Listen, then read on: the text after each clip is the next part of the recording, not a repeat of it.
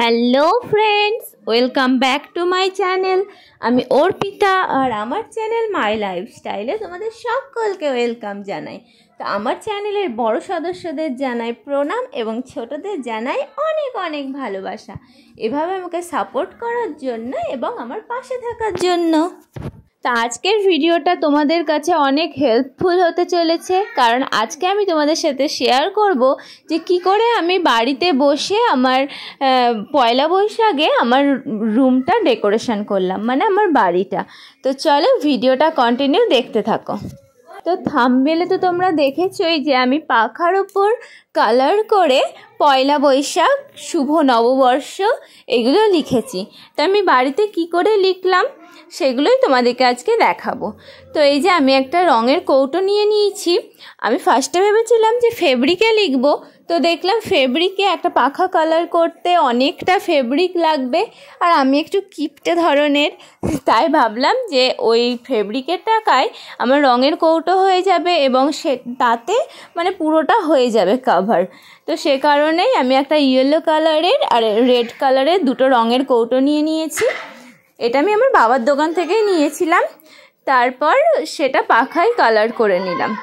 তো ভিডিওটা স্কিপ না করে অবশ্যই কিন্তু ভিডিওটা কন্টিনিউ তোমরা দেখতে থাকো, তাহলে তোমরা পুরো আইডিয়াটা পেয়ে যাবে।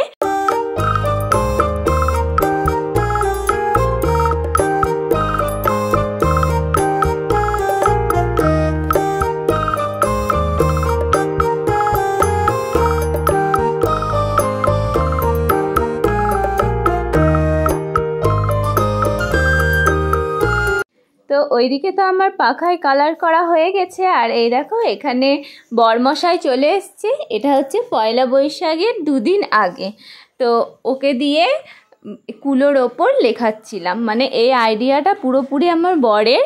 তো ও বলেছিল বেতের কুলো জোগাড় করতে, কিন্তু বেতের কুলো আমাদের কাছে ছিল না, সে কারণে প্লাস্টিকের কুলোতেই শুভ নববর্ষ এবং শুভ লাভ এই কথাটা লিখে মানে ডেকোরেশনটা করেছিলাম। তো ফার্স্টে চক দিয়ে ও লিখে নিচ্ছে, তারপর তুলি দিয়ে রং দিয়ে বুলাবে।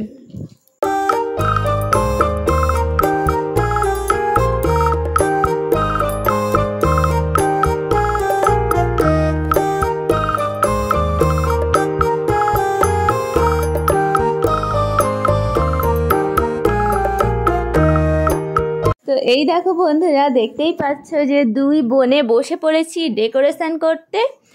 আর আমি অতটা মানে আর্ট ভালো পারি না, আমার বোন আর্ট শিখেছে, মানে ড্রয়িং শিখেছে, ও ভালোই পারে। তবে আমার হাতটা কাঁপছিল, কিন্তু চেষ্টা করছিলাম। তো কেমন হয়েছে অবশ্যই বলো।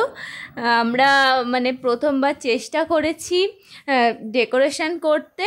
তো অবশ্যই কিন্তু কমেন্ট বক্সে জানিও যে এই ডেকোরেশনটা, পাখা আর কুলো দিয়ে ডেকোরেশনটা কেমন লেগেছে।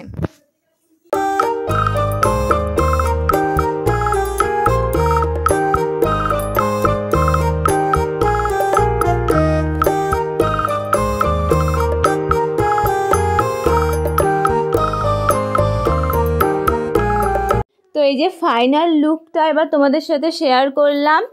তো এরম লিখেছিলাম, মানে একলা বৈশাখ, পয়লা বৈশাখ এভাবে লিখেছিলাম, আর স্বস্তিক চিহ্ন। আর এ দেখো কুলোতে লিখেছিলাম। তোমাদের কাছে যদি বেতের কুলো থাকে, তো বেতের কুলোতেই বেশি মানায় জিনিসটা।